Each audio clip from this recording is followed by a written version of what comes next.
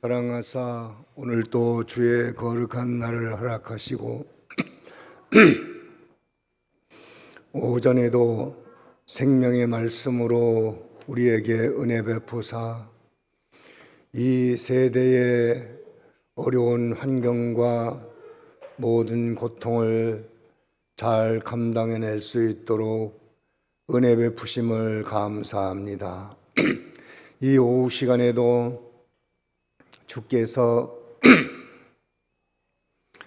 우리에게 필요한 생명의 말씀을 보내사 한 주간 선한 싸움을 싸우고 믿음의 길에 승리하는 저희들이 되게 하여 주시옵소서. 예수님의 이름으로 기도하옵나이다. 아멘. 빌립보서 1장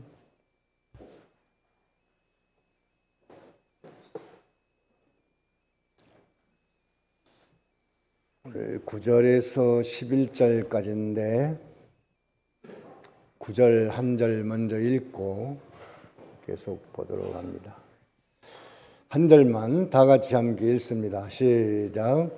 내가 기도하노라 너희 사랑을 지식과 모든 총명으로 점점 더 풍성하게 하소서. 예.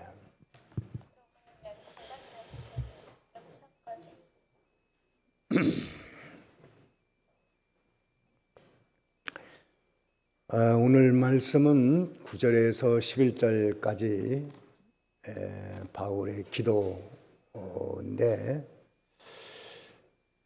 열매 맺기를 위한 기도입니다. 바울은 감옥에 있어서도 하나님 앞에 감사하는 시간을 보냈습니다. 지난주에 우리 공부했는데 그렇게 할 수 있었던 것은 은혜 받은 것이 있기 때문에 그 은혜 안에 있는 평강으로 어떤 환경이든지 그 안에서 감사함으로 모든 일을 감당할 수 있었다고 했습니다.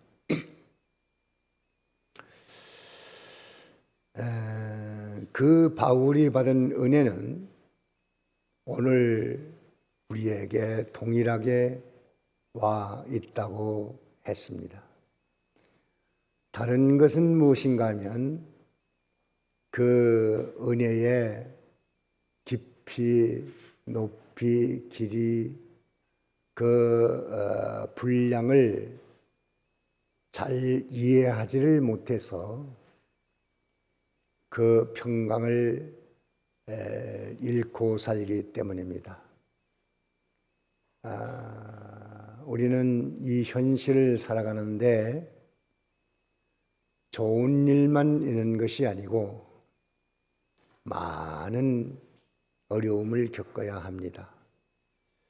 그 누구라도 피해갈 수 없는 고통인데 우리 자신이 행복하기 위해서 은혜 받은 것을 깊이 연구하고 깨닫고 확신을 얻고 그 평강으로 인해서 어떤 사건, 어떤 문제, 어떤 일이든 감사로 통과할 수 있으면 믿음의 혜택을 보고 사는 사람입니다.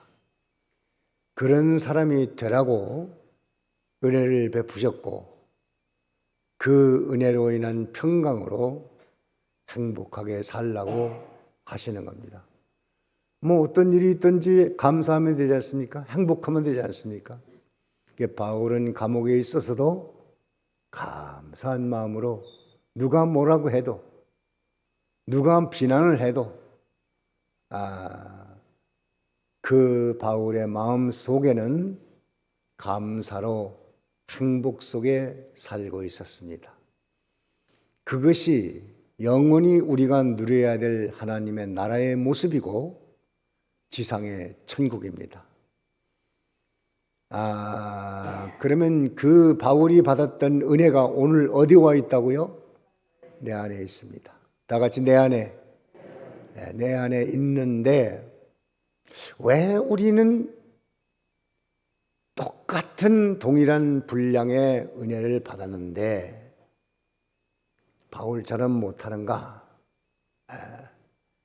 그 못하는 것은 그 은혜의 가치를 아는 면이 좀 부족하고 또 그것을 써먹는 지혜가 없기 때문이고 더 나아가서는 악령의 회방입니다. 사단의 회방이 있으면 은혜를 받기는 받았는데 언젠가 은혜를 받기는 받았고 써먹고 감사해 본 일도 있는데 못하는 그것은 무엇 때문이라고요? 사단의 회방.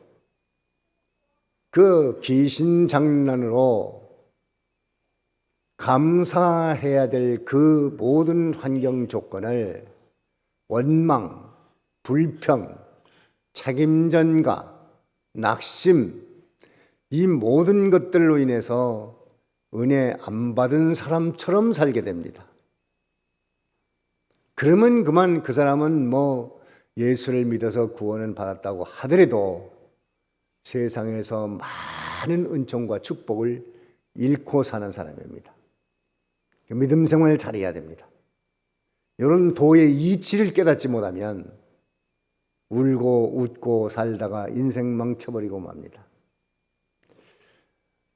감사할 뿐만이 아니고 또 은혜 아래 있는 사람은 그 어려운 환경 속에서도 빌립보 교회를 위하여 감사할 수 있는 사람, 기도할 수 있는 사람이 됩니다. 자기 사정도 발등에 불이 떨어져 대단히 어려운데 남을 위해 생각할 수 있겠습니까? 그런데 그것은 믿음 안에 있으면 가능한 겁니다. 바울은 감옥에서도 빌립보 교회를 위하여 간절히 기도합니다. 그런데 그 기도 내용은 열매 맺기를 위한 기도였어요. 무슨 기도였다고요? 열매 맺기를 위한 기도였어요.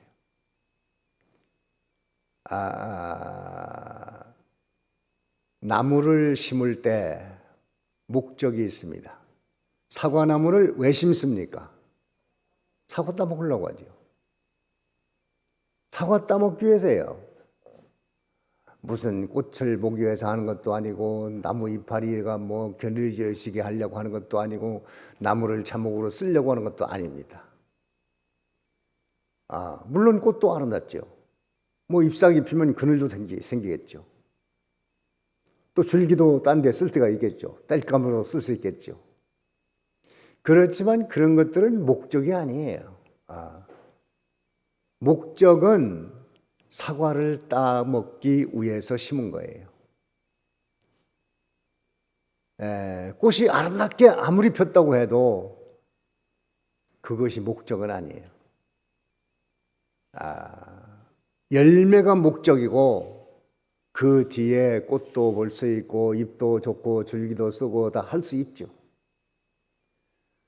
이 교회가 목회자들도 그렇습니다. 목회자들도 이게 교회가 존재해야 될 목적이 뭔지를 모르니까 별짓 다 합니다. 정치운동하면서 국가와 민족을 위해서 우리가 나서서 시위를 해야 되고 이렇게 갑니다. 그리고 아주 굉장히 큰일 하는 걸로 합니다. 그거 안 하는 교회는 다 타락한 교회로 생각을 합니다. 또 기복운동하는 교회도 있어요. 복받아야 된다. 예수 믿고 복받아야 된다. 부자 돼야 된다. 성공해야 된다. 또 무슨 은사 중심. 병고침 받아야 된다. 해야 된다. 황혼을 받아야 된다. 한다. 또 막 그렇게 하고. 또 교회 지어야 된다. 예수 믿고 예수 믿었으면 이제 교회를 크게 짓고 세계 제1의 교회, 한국 제1의 교회, 대전 제1의 교회 길게 또 선교를 해야 된다. 교회가 온통 교회가 거기다 다 쏟아버려요.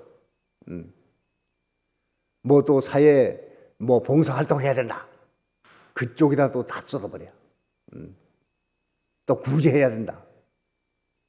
사회사업 해야 된다. 그쪽으로 막 다 쏟아버리고. 교회가 그런 걸 할 수 있습니다. 그러나 그것이 제일 목적은 아니에요.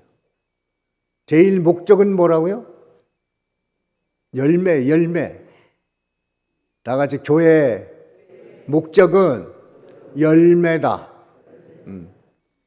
우리가 두 가지 구원을 가지고 계속 가르치는데 그것이 다 바울 서신에 다 나와 있어요. 성경 전체에 다 나와 있어요. 전체를 요약하면 두 가지 구원이에요. 그 두 가지 구원을 위해서 섬기는 일도 있고 봉사하는 일도 있고 국가를 위해 살아가는 일도 있고 또 무슨 사회 봉사활동도 있고 구제사업도 있고 다 포함된 거지. 교회가 그런 것 때문에 존재하는 건 아니에요. 바울은 그런 교리를 기본 구원, 건설 구원의 교리를 정확히 알고 있었습니다. 모든 바울 서신에 보면 그게 다 들어있어. 다. 그 중심이에요. 그 중심. 여기서도 빌립보 교회를 위해서 참 빌립보 교회가 구원운동에도 동참하고 첫날부터 지금까지 복음운동도 하고 또 선한 일에도 그 두 가지 구원도 잘 이루어가고 있고 또 은혜에도 참여했고 참 그래서 바울의 마음에 그들이 떠나지 않고 있는데 그러면 내가 빌립보 교회를 위해 무엇을 봉사해야 되나? 기도를 해야 되겠다. 그 기도를 해야 되는데 뭐라고 기도해야 되나? 무슨 기도를 했다고요? 열매 맺는 기도. 이게 핵심이에요. 오늘 우리 여기 부른 것도 열매 맺으라는 것이고 구역장 하라는 것도 그거 하면서 열매 맺으라는 것이고 사역부장 하라는 것도 그거 하면서 열매를 맺으라는 거고 또 무슨 전도회 모이는 거 또 무슨 여러 가지 교회 봉사활동 하는 거 그 자체의 목적이 있는 게 아니고 그 일을 하면서 열매를 좀 맺어봐라. 그것이 목적이에요. 그래 그 열매는 간단히 말하면 그리스도의 형상인데 그 형상은 영원성을 가지고 있기 때문에 무한성을 가지고 있기 때문에 여러 면으로 맺어야 됩니다. 12가지 속성을 말하고 있는데 그것은 하나님의 속성을 12가지로 표현한다는 자체가 안 된 것입니다. 그렇게 할 수가 없는 겁니다. 그러나 우리는 중요한 몇 가지를 알면서 그 외의 깊이를 아는 것이 중요하기 때문에 최소한 12가지의 속성으로 구성된 분이라고 배워왔고 그렇게 알고 있는데 중요한 것은 그것이 다가 아니고 무한이다. 하나님의 속성은 어떻다고요? 무한이에요. 무한. 그래서 열매는 이런 면으로 맺고 저런 면으로 맺고 12가지 속성으로 맺고 거기에 120가지가 될 수 있고 1200가지가 될 수 있고 무궁합니다. 이제 그런 열매를 우리가 맺어야 되는데 여기에 9절의 말씀은 사랑의 열매입니다. 사랑의 열매. 무슨 열매?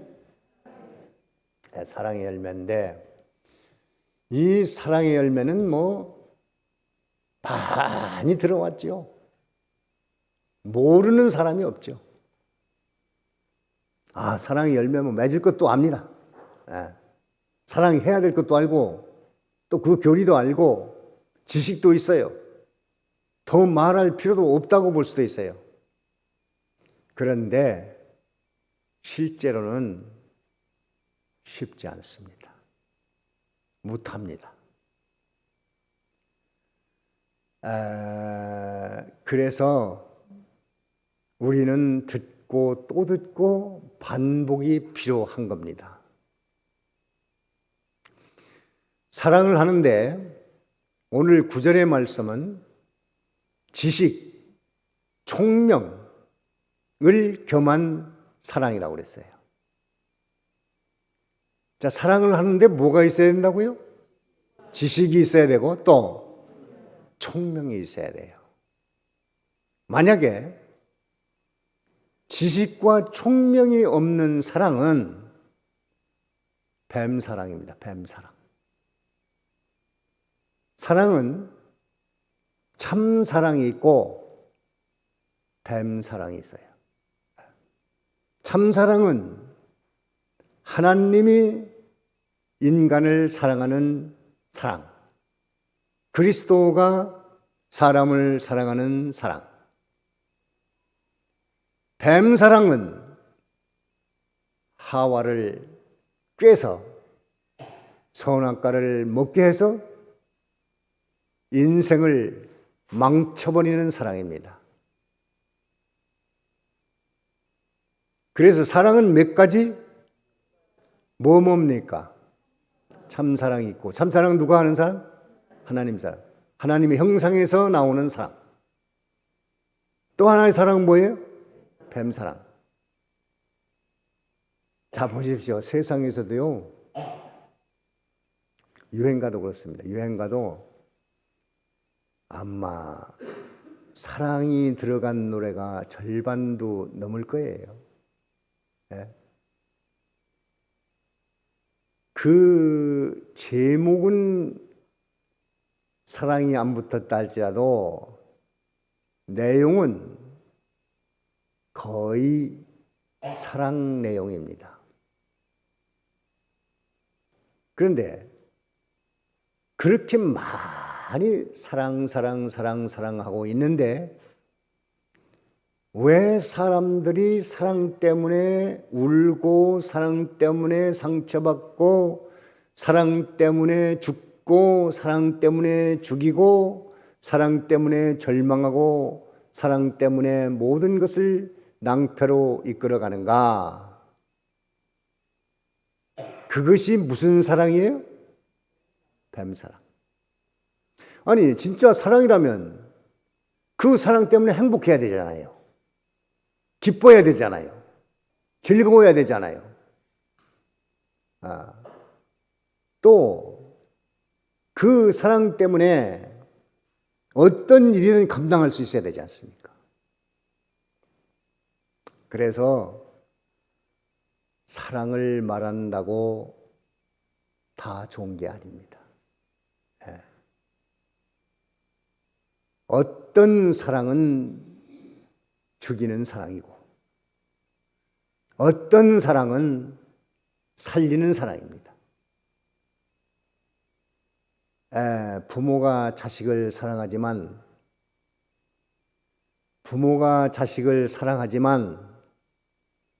그 사랑도 한 가지입니까? 두 가지입니까?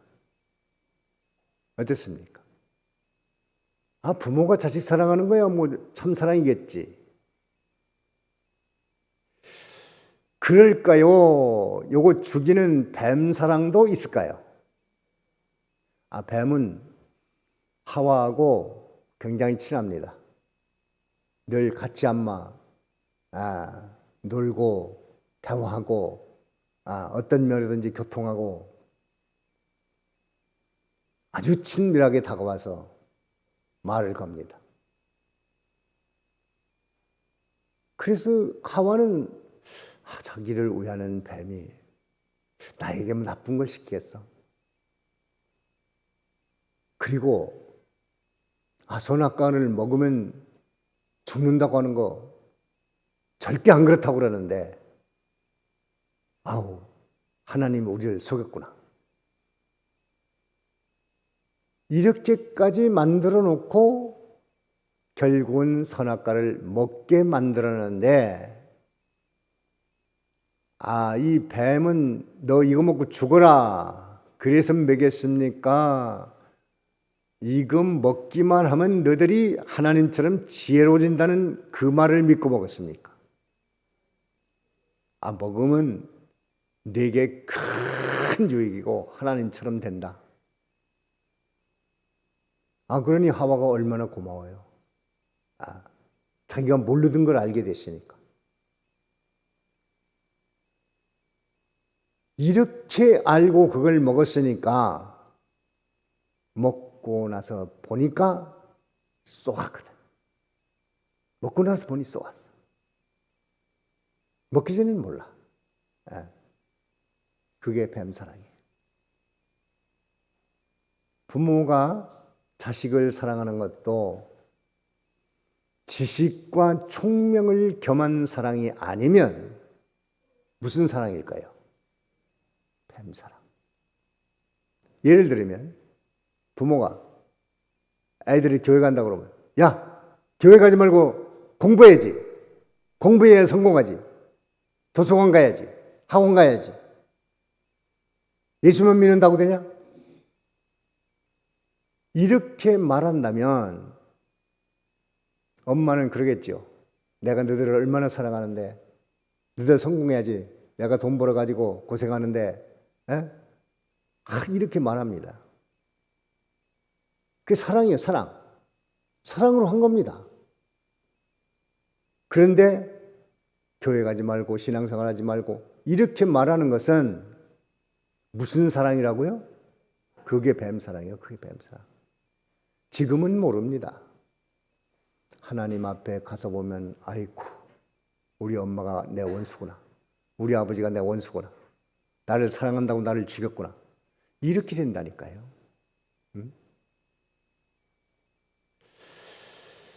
그래서 이게 지식과 총명이 없는 사랑은 아무리 부부간의 사랑도 죽이는 사랑이고 부모 자식 간의 사랑도 죽이는 사랑이고 친구 간의 사랑도 죽이는 사랑이에요.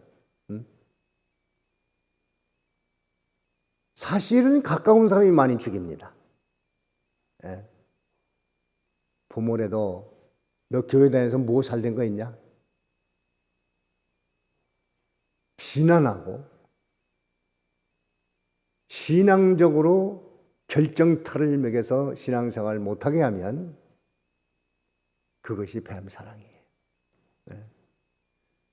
그것을 우리가 잘 알아야 되는데 이거에 대한 구별이 없으면 죽자껏 사랑을 했는데 뱀사랑이기 때문에 결과적으로는 상처받고 또 절망하고 실망하고 낙심하고 울고 이렇게 되지 않습니까? 크게 생각하면 신앙 안에 있는 사랑이 아니면 이 신앙 밖의 세상의 모든 사랑은 참사랑입니까? 뱀사랑입니까? 사람들이 부부간에 정좋게 살고 그 집 가정 참 행복하다고 서로 사랑하고 막 희생하고 섬기고 막 이렇게 살아가는 참 저 가정은 참 모범적인 가정이네. 그런데 하나님이 없어. 그럼 무슨 사랑? 뱀사랑. 결과적으로는 원수입니다. 지옥에 떨어지면 내가 세상에 당신 때문에 속았어. 내가 세상에 당신 때문에 속았어. 평생을 속고 살았어. 당신은 나의 원수야. 지옥에서는 그렇게 사는 거예요. 그렇게 무서운 겁니다. 그래도 예수 안 믿는 사람들 행복한 가정 많지 않습니까? 남편이 막 아내를 도와주고 아내가 남편을 사랑하고 섬기고 막 화기애애하게 살고 막 부럽게 살고 그러지 않습니까? 속지 마세요. 하나님이 없는 그곳에는 뱀사랑만 있을 뿐입니다. 이 도의 질 깨달지 못하면 아무것도 아니야. 아무것도 아니야. 예수 믿어야 다 허탕이야. 믿는 일 하나도 못해. 못하고 있어. 그러면 지식을 겸비한 사랑은 뭐냐? 성경을 기본으로 그리스도의 사랑입니다. 총명은 뭐냐? 그 지식으로 성경을 기초로 해서 그리스도의 사랑으로 인한 것을 잘 적용하는 능력이에요. 적용. 부모에게도 적용하고 자식에게도 적용하고 형제에게도 적용하고 친구에게도 적용하고 이런 환경에도 적용하고 이런 사건에도 적용하고 저런 사건에도 적용하고 이런 때도 적용하고 그런 능력이 총명입니다. 총명. 그게 영감에 속한 겁니다. 쉽지 않습니다. 잘 이해해야 되고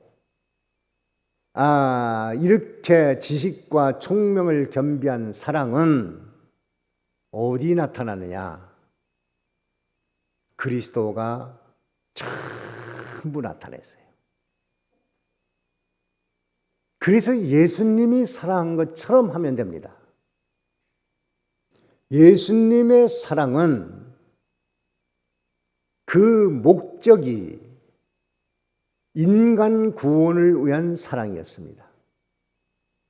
구원을 위해서 사랑한 거예요.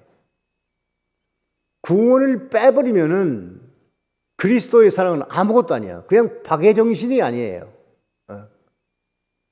박애정신은 무조건 사랑하는 겁니다.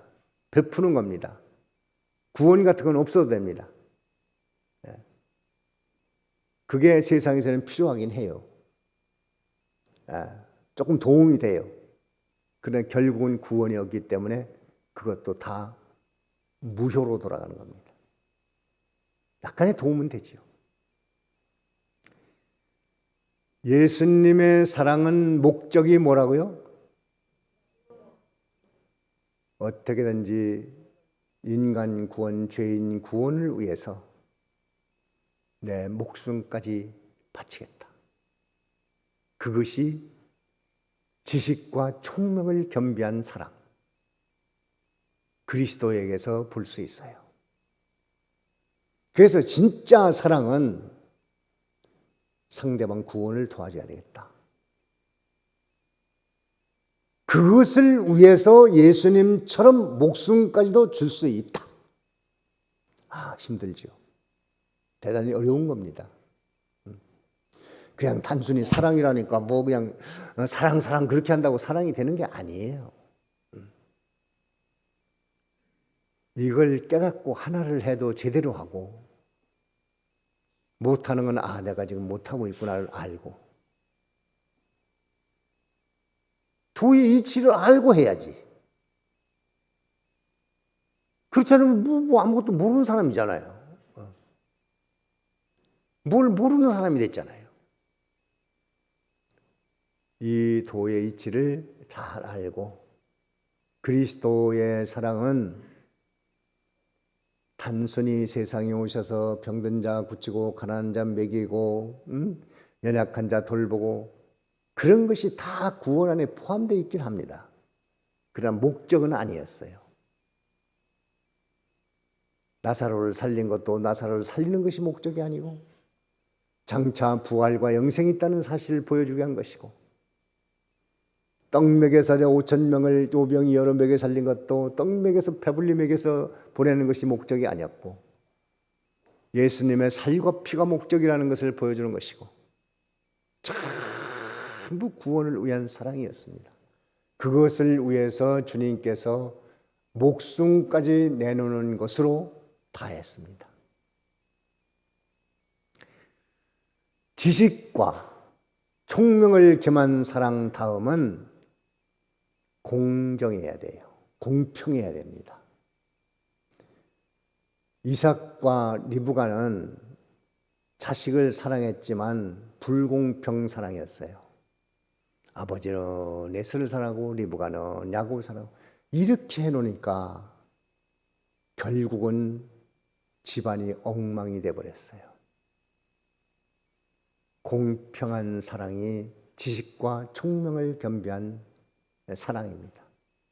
또 끝까지 해야 돼요. 끝까지. 예수님의 사랑이 그래요.